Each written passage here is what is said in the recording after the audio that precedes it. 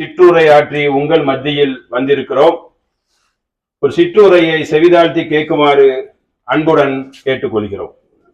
வட்டி என்ற இந்த தீய சொல்லை நாம் சமுதாயத்தில் நாவினால் சொல்வதற்கு கூட அதிகமான மக்கள் நாவு பூசுவார்கள். ஏனென்றால் மனித குலத்துக்கே அது பயங்கரமான ஒரு சுரண்டலாக இருக்கிறது. மறைமுகமாக யுத்தம் புரியவில்லை, நேரடியாகவே யுத்தம் புரிந்து நாடையும் நாட்டில் இருக்கும் மக்களையும் கடுமையான சீரழிவுக்கு மத்தியில் தள்ளி இருக்கிறது. இதற்கு ஒரே ஒரு உதாரணத்தை சொல்லிவிட்டு சில செய்திகளை பார்ப்போம். இன்றைக்கு தமிழகம் மட்டும், இந்த மாநில கடன் மட்டும் ஏறக்குறைய 73,000 கோடி கடன், அதாவது வட்டிக்கு வாங்கப்பட்டது 73,072 லட்சம், கிட்டத்தட்ட 74,000 கோடியை கொடுக்கிறார்கள். 8 லட்சம் கோடியை வாங்கி வச்சிருக்காங்க. அழகிய கடன், அன்பு கடன் இல்லை, வட்டியை வாங்கி வைத்திருக்கிறார்கள். அதில் தான் மெட்ரோ ட்ரெயின் பல விஷயங்களை விடுகிறார்கள். அதை வைத்துதான் அதில் லாபத்தை வைக்கிறார்கள், வட்டிக்கும் சேர்த்து. ஒருவர் தலையில் ஆய்வு பண்ணி அறிக்கை வெளியிட்டு இருக்கிறார்கள். 1,20,000 ரூபாய் ஒருவர் தலையில இருக்கிறது. ஒரு நாளைக்கு 175 கோடி எடுத்து வைக்கணும் என்ற ஒரு நிலைப்பாடு மாநிலத்துல. மொத்த இந்தியாவுடைய வட்டி கடனை சொன்னால் அதுவே 1 மணி நேரம் பேசிக்கொண்டு போகலாம். அந்த அளவுக்கு நாடு அதல பாதாளத்தில் விழுந்து கிடக்கிறது. நாட்டை ஆட்சி செய்யக்கூடியவர்கள் எந்த அளவுக்கு இருக்கிறார்கள், எவ்வளவு நாசக்கார காரியத்தை செய்திருக்கிறார்கள் என்பதை சிந்தித்துக் கொள்ளுங்கள். அதே காரியத்தை நம் கையில் திணிக்கிறார்கள். எப்படி திணிக்கிறார்கள்? ஆசை வார்த்தையை காட்டி திணிக்கிறார்கள். உலக வங்கியில ஆசை வார்த்தையை காட்டி இந்த கயவர்கள் ஏமாந்து கிடக்கிறாங்க, தெரிஞ்சு வாங்குறாங்க.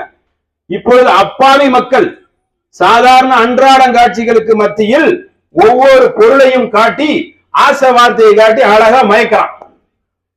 தேனாக பேசி அவனை சிதைக்கிறான். அவன் அதல பாதாளத்தில் ஒவ்வொருவரும் விழுகிறார்கள். நபிகள் நாயகம் ஸல்லல்லாஹு அலைஹி வஸல்லம் அவர்கள் வட்டியை பற்றி ஒரு கனவில் ஒரு காட்சியை காணுகிறார்கள். வட்டியை உண்ணவன், அதாவது வட்டியை வாங்கியவன் கொடுத்தவர், அவனுக்கு எப்படிப்பட்ட தண்டனை என்றால், ஒரு இரத்த ஆறில் நீந்தி நீந்தி வருகிறான். எதற்கு? கரையேறி வருவதற்கு. அப்பொழுது பாறாங்கல்லை எடுத்து அவன் மீது வீசப்படுகிறது. எது? மக்கள் ரத்தத்தை குடிச்சான்ல, அங்கே கடன். சரியான ஆறு. இரத்த ஆறில் மீண்டும் அவன் மீண்டும் மீண்டும் வருவான். அவனுக்கு மீண்டும் மீண்டும் கல்லால் அடித்து தள்ளப்படும். மா குந்த மஹாதா, இது என்ன சம்பவம் யா ஜிப்ரீல் அப்படி என்று ஜிப்ரீல் அலைஹிஸ்ஸலாமிடம் நபிகள் நாயகம் அவர்கள் கேட்பார்கள். இவன் தான் யக்குலு ரிபா, வட்டியை உண்ணவன். விளக்கம், இது ஒரு பெரிய செய்தி. அதனுடைய சுருக்கமான ஒரு சாராம்சத்தை உங்கள் மத்தியில் எடுத்துரைக்கிறோம். இரத்த ஆறில் நீந்துகிறான், அவனுக்கு ஒரு பக்கம் பாறாங்கல் அடி. அப்படிப்பட்ட ஒரு கனவை கண்டு அதற்கு விளக்கம் கொடுக்கிறார்கள். இதை பார்த்தவன ஒரு மூமின் எப்படி இருக்கணும்? அல்லாஹ்வுடைய வசனங்களையும் நபி ஸல்லல்லாஹு அலைஹி வஸல்லம் ஹதீஸையும் கேட்டால் நெஞ்சம் பதறணும். பதறி அந்த வாழ்க்கையின் அதன்பால் அமைத்துக் கொள்ளணும். அவர்தான் மூமின். அதுல தன்னிச்சை கொள்ளக்கூடாது. ஹவாஹு, நம்ம இஷ்டத்துக்கு ஒரு முடிவு எடுக்க கூடாது. அவங்க என்ன சொல்றாங்கன்னு அவங்களை சொல்வதற்கு தான் அல்லாஹ் அனுப்பி விட்டுருக்கிறான். மனித குலத்தை சீர்படுத்துவதற்குத்தான் இறை தூதரை அனுப்பிவிடப்பட்டு இந்த மாதிரி செய்திகளை எல்லாம் சொல்லப்படுகிறது. மனித குல சுரண்டலை எந்த முகத்திரையில் வந்தாலும் நாம் ஏற்றுக்கொள்ள மாட்டோம். யா அய்யுஹல்லதீன ஆமனூ லா தஅகுலூன ரிபா, வட்டியை நீங்கள் உண்ணாதீர்கள். வஅத அபதன் வ முத்அஃபா, பன்மடங்காக பெருகி பெருகி வருமே, அதை உண்ணாதீர்கள். அதாவது இந்த மாதிரி காரியத்தோட போடுறவன் வட்டியை ரூபாயை போட்டு ரூபாயை திங்கிறது, அதை நீங்கள் உங்காதீர்கள். இத்தகுல்லாஹ், அல்லாஹ்வை அஞ்சிக் கொள்ளுங்கள். வர்ஹமு மா துஃப்லிஹூன், அவனுக்கு அருள் செய்யப்படும். துஃப்லிஹூன், அவர் வெற்றியாளர். யார் வெற்றியாளர்? அல்லாஹ்வுக்கு அஞ்சி இந்த காரியத்தை செய்திருந்தால் விட்டுவிடணும், செய்வதற்கு அஞ்சணும். எங்கடா ரூபாயை போட்டு ரூபாயை எடுக்கலாமே என்று பேராசையில் அடையாதீர்கள். மனித பலவீனத்தை பயன்படுத்தி அவனிடம் திணிக்காதீர்கள், அஞ்சுங்கள். கடனாக கொடுத்து உதவி செய்யுங்கள். மக்களே, அல்லாஹ் உங்களுக்கு வாரி வாரி தந்திருக்கிறான், அதில் கடன் உதவி செய்யுங்கள். கடனை தரவில்லை என்றால் உஜிகல்லா, அல்லாவின் முகத்துக்காக கொடுத்தோம், அதை அல்லாவுக்காக நாங்கள் விட்டு விடுகிறோம். அல்லாஹ் உங்க பாவத்தை தள்ளுபடி பண்ணோம். சும்மா இல்ல, பெருங்கையோடு அல்லாஹ் விடுவதில்லை. நீங்கள் ஒரு உதவி செய்து அதை நீங்கள் தள்ளுபடி செய்தால் அல்லாஹ் என்ன செய்யறான்? பாவத்தை தள்ளுபடி செய்யறான். மக்களே, சிந்தித்து பாருங்கள். ஒருவருக்கு எவ்வளவு பொருளாதாரம் கொடுக்கணும் அல்லாஹ் கணக்கு போட்டும் கொடுக்கிறான், வாரி வாரி கொடுக்கிறான். அள்ளி அள்ளி கொடுக்கிறவனே, அதற்கு என்ன அர்த்தம்? அதுவும் சோதனை. பொருளாதாரம் ஒரு சோதனை. வஅலமு, அறிந்து கொள்ளுங்கள், வஅப்னாவுக்கும், உங்கள் பிள்ளைகள் சோதனை. வமாலுஹு, பொருளாதாரம் செல்வம் ஒரு சோதனை. வாரி வாரி தரப்பட்டிருக்கு என்றால் எப்படி நீ உதவி செய்தாய் கேட்கப்படுவாய். ஏன்னா விவரம் இல்லாம உங்களுக்கு பல கோடி ரூபாய் பல லட்சங்களை அள்ளி தந்திருக்கிறோமே, கீழிருக்கும் நிலையில் இருக்கிறவனை வட்டி வாங்க விடாமல் அவன் பேரக்கூடாதுல்ல. ஒரு உதவியை செய்து அவனுக்கு நீங்கள் அந்த நபருக்கு ரகம் புரியுங்கள். அல்லாஹ் உங்க பாவத்தை என்ன செய்வான்? தள்ளுபடி பண்ணுவான். மறுமையில் உங்களுக்கு தள்ளுபடி பண்றது மாத்திரம் இல்லாமல் துஃப்ளிஹூன், வெற்றி அடைவீர்கள். இந்த ஒரு உயர்ந்த மனப்பான்மையை கொண்டு வாருங்கள் சகோதர சகோதரிகளே. கஷ்டப்படும் மக்களுக்கு உதவி செய்யுங்கள்.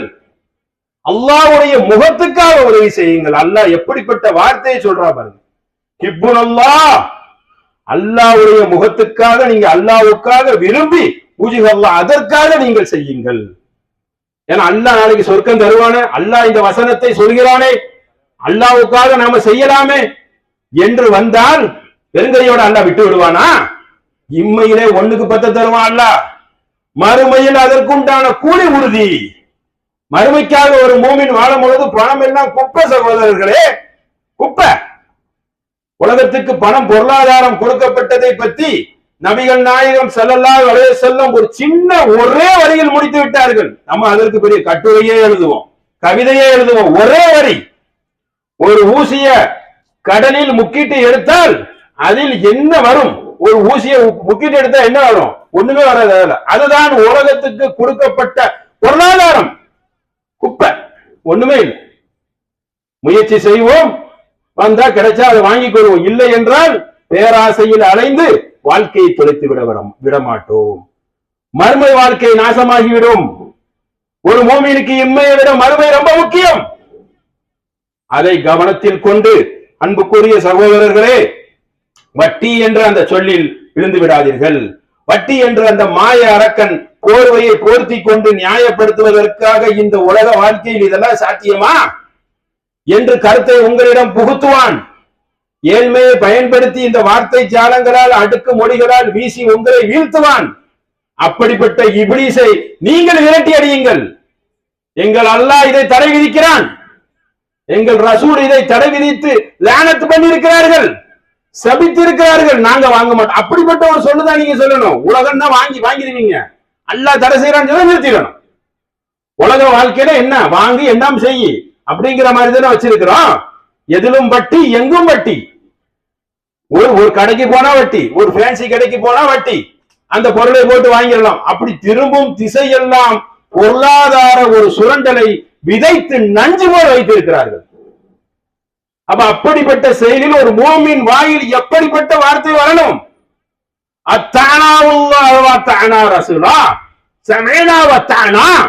செவியேட்டோம், கட்டுப்பட்டோம், அல்லாஹ்க்கு அஞ்சினோம், நபியை பின்பற்றணும்.